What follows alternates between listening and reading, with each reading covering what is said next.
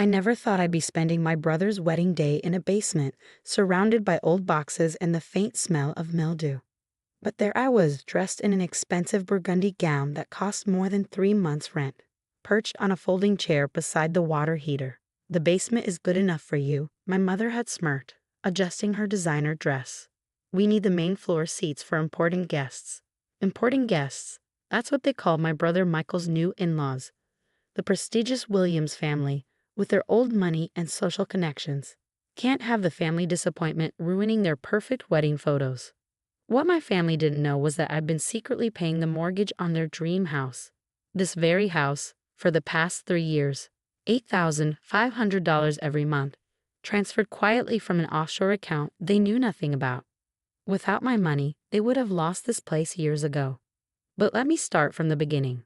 5 years ago, I was just another corporate lawyer, grinding away at a prestigious firm, living the life my parents had mapped out for me. Then came the cryptocurrency boom. While everyone else was buying Bitcoin, I spotted the potential in lesser-known alternatives. I invested everything I had, including my law school loans. My parents called me irresponsible, reckless, throwing away a perfectly good career for internet money. My father had scoffed. Michael, the perfect son with his safe banking job, nodded in agreement. Then the market exploded. My initial investment multiplied by 4,000%. Overnight, I had more money than I knew what to do with. But I kept quiet about it, continued living modestly, and watched my wealth grow through strategic investments. That same year, my parents faced foreclosure on their dream house, a sprawling Victorian mansion they'd bought at the height of the market. My father's business had taken a hit during the recession, and they couldn't keep up with the payments. I could have told them about my success, could have openly offered to help, but I knew they would never accept money from their irresponsible daughter. So instead, I created a shell company and bought their mortgage from the bank. Every month, I made the payments they thought they were negotiating with a faceless corporation. "At least Michael is making something of himself," my mother would say at family dinners while I sat there silently paying for the roof over their heads. Now here I was at my brother's wedding, banished to the basement because I didn't fit their image of success. Through the ceiling, I could hear the celebration in full swing. Champagne corks popping, crystal glasses clinking, fake laughter at unfunny jokes. My phone buzzed. Another cryptocurrency alert. One of my investments had just doubled in value. I was now worth north of $50 million. But to my family, I was still the failure who wasted her law degree. The basement door opened and my mother's heels clicked on the stairs. "We're taking family photos," she announced, not quite looking at me. "But don't worry about coming up. We wouldn't want to complicate things." Complicate things. Code for, we don't want the Williams family to know about our embarrassment of a daughter. I took a deep breath, fingering the phone in my pocket. One call to my banker would expose everything. One transfer would stop the mortgage payments that kept their perfect facade intact. "You know what, Mom?" I stood up, smoothing my expensive dress. "I think I'll leave early. Wouldn't want to complicate your perfect day." She looked relieved. "Yes, that's probably best. Michael understands." Michael understands. Michael always understood when they pushed me aside, just like he would understand when they lost this house. I climbed the stairs, passing my mother without another word. In the main hall, the celebration was in full swing. Michael stood with his new wife, Emma Williams, both of them gleaming with prosperity and privilege. His new father-in-law, a banking executive, was regaling guests with stories about his latest yacht purchase. My father caught my eye as I headed for the door. For a moment, something like guilt flashed across his face. But then Michael's new wife's mother said something, and he turned away, drawn back into their world of artificial perfection. Standing in the driveway, I looked up at the house I had saved, the house they had unknowingly lived in because of me. The grand Victorian architecture, the manicured gardens, the imported marble fountains, all maintained by my secret payments. I pulled out my phone and dialed my banker. "Ms. Harrison," he answered immediately. "How can I help you?" "The Morton Valley Property Management account," I said, watching the party through the windows. "I want to stop all payments immediately." "The mortgage payments for the property on Maple Grove Drive?" "Yes, no more payments. And I want you to send a notice to the holders of the mortgage first thing tomorrow morning." "Of course. Should I include your name in the correspondence?" I thought about my mother's smirk, about being hidden in the basement, about years of being treated like a family embarrassment. No, I replied. Let them find out when the bank calls. After hanging up, I stood there for a moment longer, watching the shadows dance across the windows of their perfect house. Tomorrow morning, their world would come crashing down. Tomorrow, they would learn that their safety net wasn't a generous bank or my father's business acumen. It was me, the daughter they hid in the basement. I slipped into my car, not the modest Honda I drove to family events, but my real car, a Bentley I kept hidden at a private garage. As I pulled away from the house, I caught one last glimpse in my rearview mirror. They were all gathered at the window, champagne glasses raised, celebrating their perfect family moment. By this time tomorrow, everything would change. The next morning, I sat in my real office, not the small law practice they thought I ran, but the top floor of a gleaming downtown tower. My cryptocurrency empire had expanded into a full-scale investment firm. The woman they considered a failure managed billions in assets for clients around the world. I waited for the call I knew was coming. At exactly 9:15 a.m., my private line rang. It was my father. My father's voice trembled on the line. Sarah, something's wrong. The bank, they're saying our mortgage payments have stopped. They're threatening foreclosure. I leaned back in my leather chair, looking out over the city skyline. Really?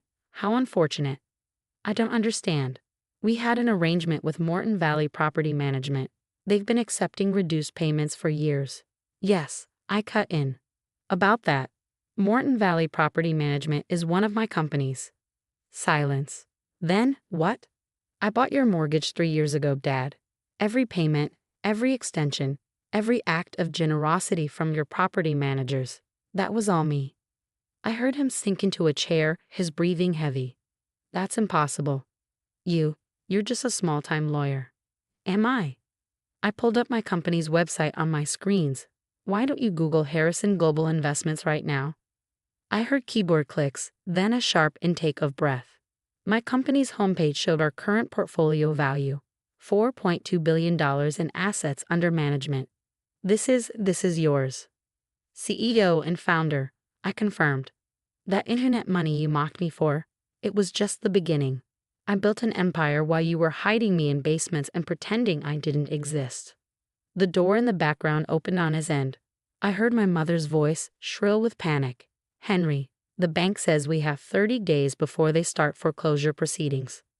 Put me on speaker, I commanded. When I heard the click, I continued. Hello, Mom. Enjoying the morning after your perfect wedding? Sarah? She sounded confused. What are you doing on the phone?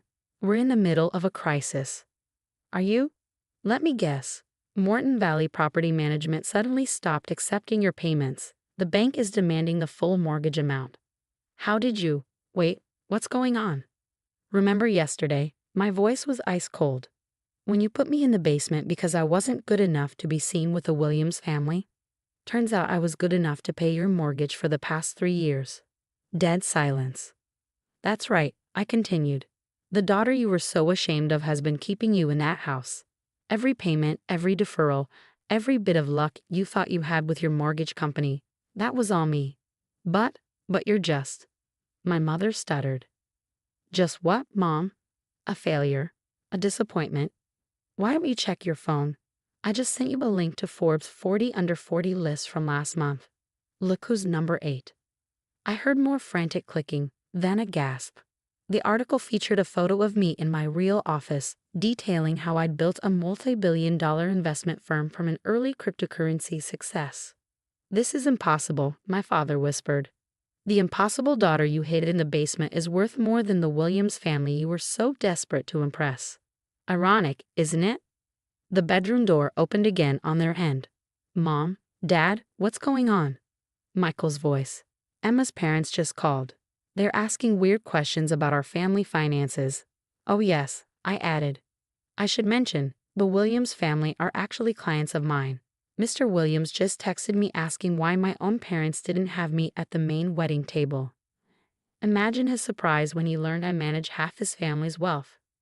I heard Michael sink into a chair. Sarah? What's happening? What's happening, dear brother, is reality. The sister you were too embarrassed to seat with your in-laws is the financial advisor they trust with millions. The daughter our parents pushed aside is the only reason they still have a house. But why didn't you tell us? My mother pleaded. Tell you? I laughed coldly. Every time I achieved something, you dismissed it. When I made my first million, you called it fake internet money. When I started my company, you said I was playing businesswoman. So I stopped telling. I watched you praise Michael's minor promotions while I quietly built an empire. We can fix this, my father said quickly. We'll make it up to you.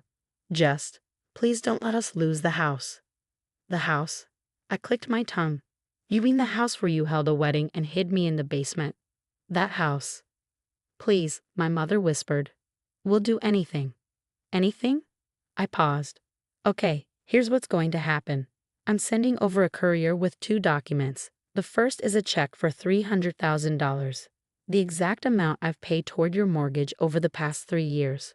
You're going to take that money and catch up on your payments. Thank you, my father breathed. Thank you whenever. I'm not finished, I cut him off. The second document is a press release. It announces that Harrison Global Investments is opening a charitable foundation. The first donation will be your house, once you sign it over to me. What? My mother gasped. You'll continue living there, I explained. But as tenants, every time you walk through those doors, you'll remember that your basement-dwelling daughter owns the roof over your head. Silence fell again. Those are my terms. Either sign both documents or start packing, your choice. I could hear them whispering frantically to each other. Finally, my father spoke. We'll sign. Good.